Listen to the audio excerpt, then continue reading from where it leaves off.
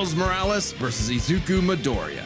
Spider-Man versus Deku. He's Wiz and I'm Boomstick. And it's our job to analyze their weapons, armor, and skills to find out who would win a death battle.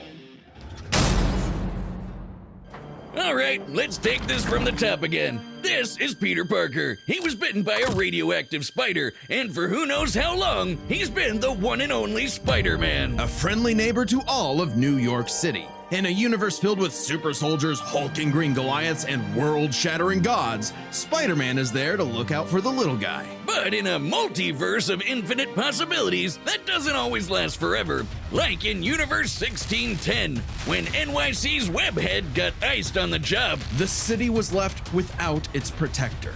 But fortunately, Peter wasn't the only one who got bit.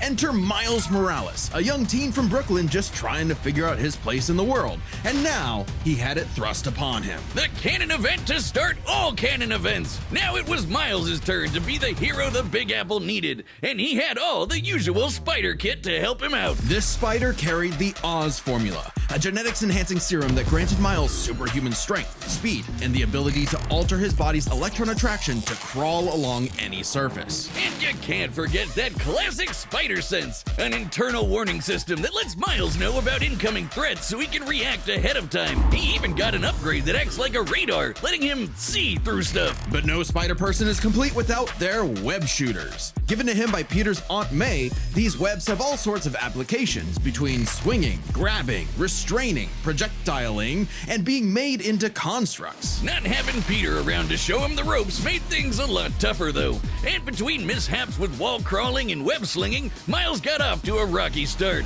Like any typical teenager, he had a lot of self-doubt. Could he keep up in school? What was the right way to talk to girls? And how could he live up to being Spider-Man when one of the villains he had to face turned out to be his very own uncle? Makes family dinner so awkward. All that, trying to kill you stuff. Fortunately, Miles had a leg up on every other superhero known to man. Living parents! Better yet, loving parents. They supported him when things got tough, even if they didn't always see eye to eye. And thanks to them, he learned that the best way to be Spider-Man wasn't to do it like Peter, but to do it his own way. And it helped that this particular spider had a bit more to its bite than Peter's. Miles has a variety of unique powers, like invisibility and venom. Not like Tom Hardy, though it is weird to give your main power the same name as one of your bad guys. Come on, Spidey, branding is important. Miles can harness his own bioelectric energy and weaponize it, which is especially effective against individuals with genetic mutations. Punching, absorbing, blasting, mega blasting.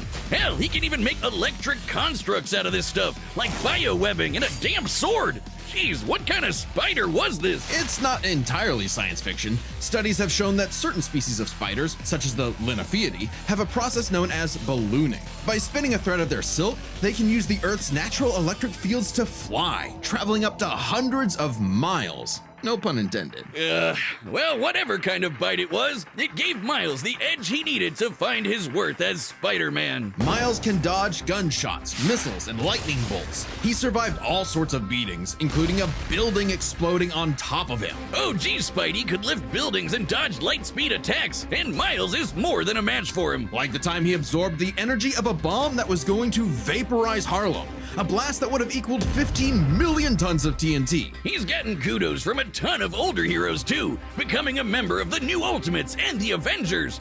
He even helped form the Champions, a team of teenage superheroes with the likes of Miss Marvel and Ironheart. The King of Wakanda himself even suited him up with some Wakandan vibranium. The same stuff as T'Challa's own suit. This super rare and tough metal can absorb kinetic energy and vibrational impacts. It helps to regulate Miles's venom powers too, allowing him to better control his electrical output. The vibranium is thinner to better fit his acrobatic fighting style, but it can still shake off most fatal attacks like they're nothing. This stuff is tough enough that Deadpool's swords have shattered against it. Though it's not as durable as, say, Captain America's shield, and enough kinetic energy will overload it. Don't be near it when it does, or you'll end up like the Falcon here when he used his vibranium wings to stop a bomb that was gonna blow up New York City. That's twice now. Does any other city have to deal with this stuff? But when vibranium and spider powers still aren't enough, Miles can push his electrical output into overdrive. giving him huge boosts in strength and speed and making him a whole lot zappier. It's your classic shonen power-up, and he knows it too. He's a bit of a weeb and has a thing for mimicking some favorites. Despite his initial insecurities, Miles has more than managed to live up to his predecessor, no longer standing in his shadow, but side by side. Literally, his universe got blown up and he was sent to the main 616 timeline, along with his family. And now it's him and Peter as a pair of Spider Bros. He's even become one of the big players of the Spider-Verse, teaming up with all sorts of other Spider variants to defend the multiverse. There's anime spider people, robot spider people, dinosaur spider people, spider people, a whole lot of them, each with their own way of getting the job done. Miles even led them into battle against the Inheritors, a bunch of interdimensional vampire assholes. This is what Stan Lee was proudest of in his favorite superhero. Regardless of who they were, any sort of person could wear the mask and do the right thing. For so long as we stay true to ourselves and help others in our own unique ways, then anyone can be a hero. Everyone keeps telling me how my story is supposed to go. Nah, I'm gonna do my own thing.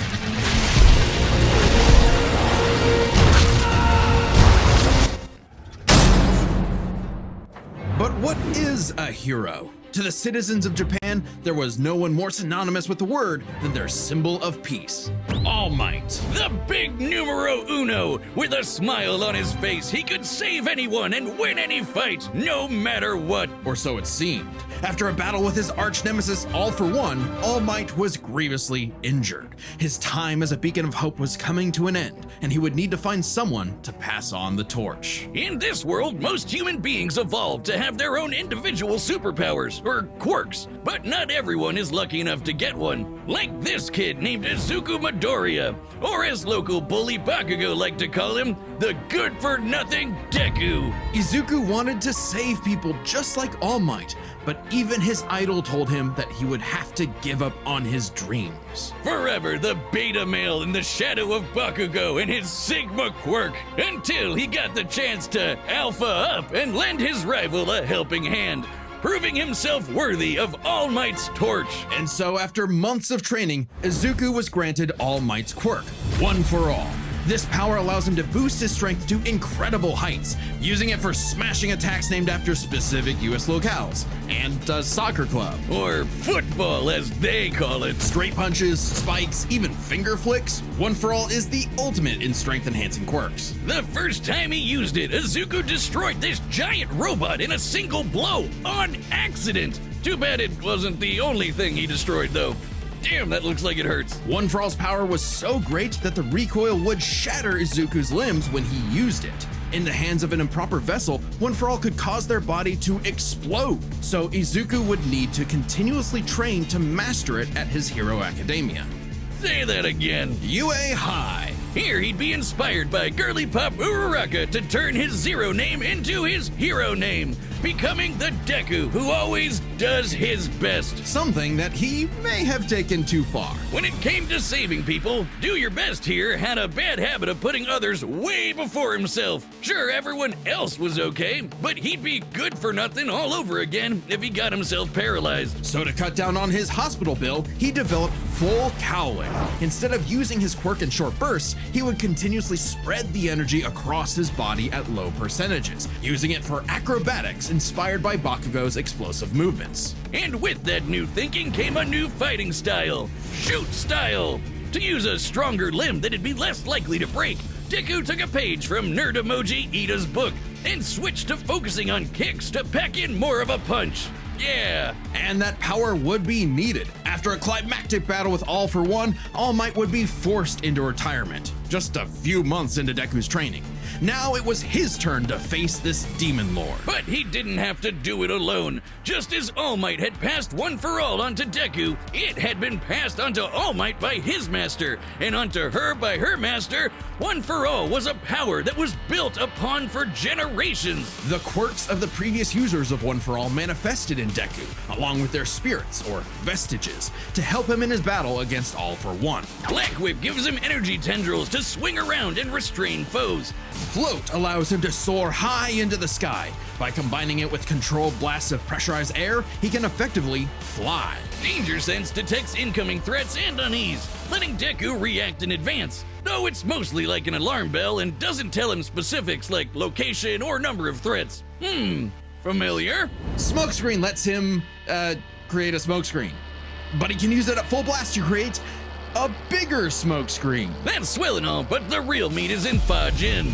After building up kinetic energy within his body, Deku can unleash it for bursts of strength and speed. He's combined it with Black Whip to create the powerful Black Chain binding attack, and can use it in conjunction with Full Cowling to achieve foe 100%, equaling All Might's full level of power without any recoil. He once used it to outspeed a bullet shot by Lady Nagant, a former hero-turned-villain who has a sniper rifle for an arm.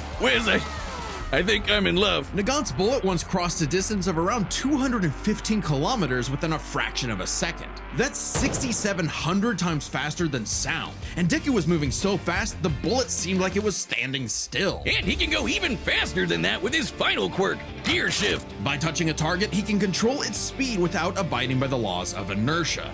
He can slow down foes to leave them frozen in the air, or move so fast he can punch multiple times in an instant. Even All For One's own protege Shigaraki couldn't track him, and this is a dude who can catch light speed laser beams. He's been doing all of this shit in just the 10th grade. I hadn't even figured out you can breathe through your nose at that point. The pressure of having to save his friends, the country, the entire world weighed on Deku, so he left UA to fight this war alone. But alone was never where Deku fought best. Having come from nothing, his admiration for his peers gave him strength, just as they admired his strength and desire to help others. Even Bakugo came around to it. If you want to know the truth, it's that I am a villain through and through. I don't believe you! Why did you try to save Kacchan and Tokoyami at the training camp, huh? What about the message for me? Is that something All For One told you to do too? Of course not! I'll say it one more time. I promise you, you too can be a hero!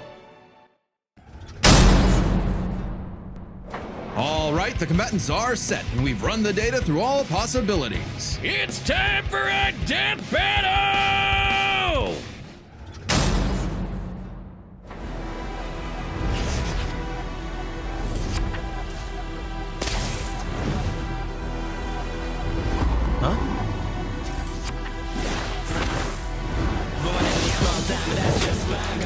Yo!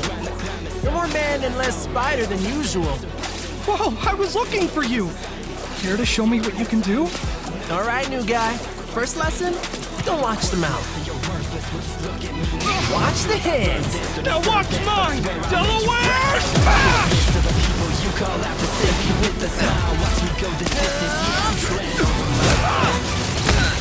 Let's try that one more time. Guess who? I can't use my full power here. Gotta take this somewhere else. Oh, gross! You got skills, man. I like that.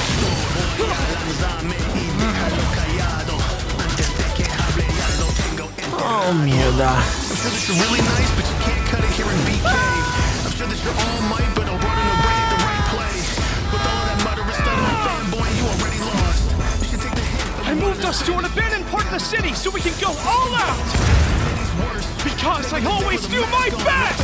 But you know what I'm worth, New York or Earth. My touch will stun you, run you down, and stomp you like some black faces and Timbs. Never forget that I'm him.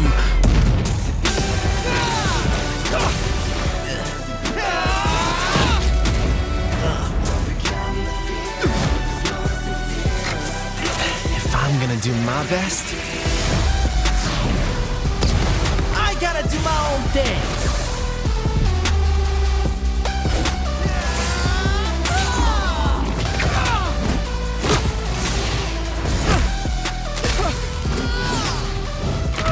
Sarah was right! Your quirk is amazing! Amazing is my buddy. They call me the ultimate Spider-Man. His suit has shock absorption, not nullification. So, it's got a limit!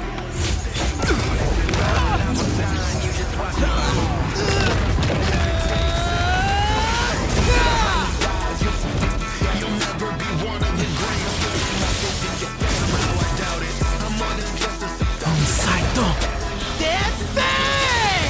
Go beyond!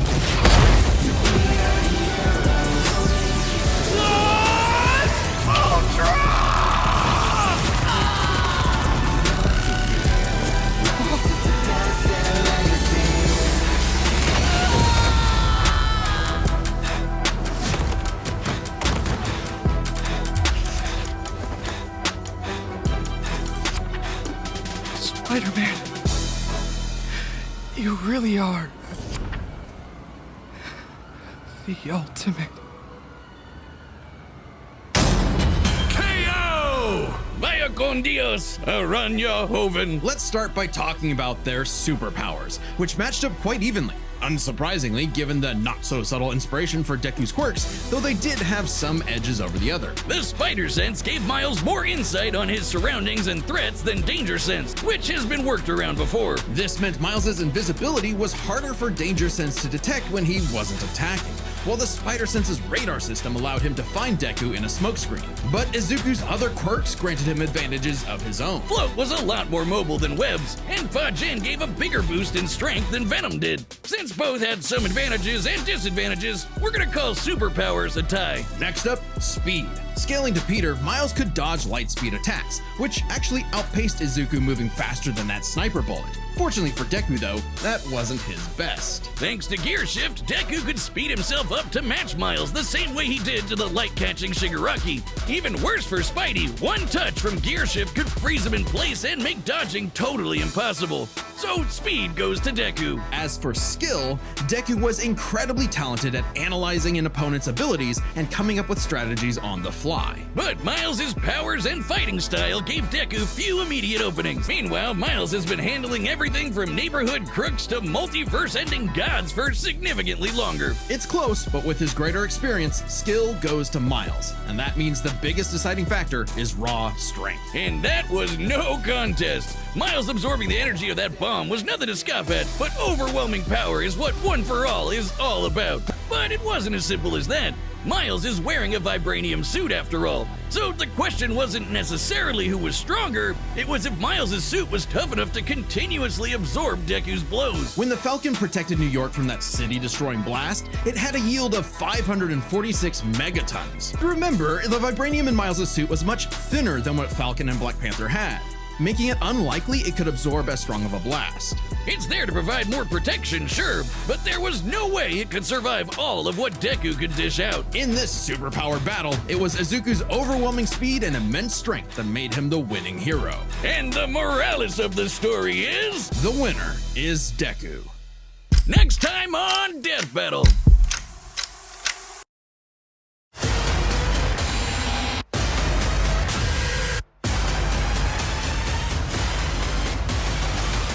Subscribe and join as a member to see more Death Battle. Thanks for watching.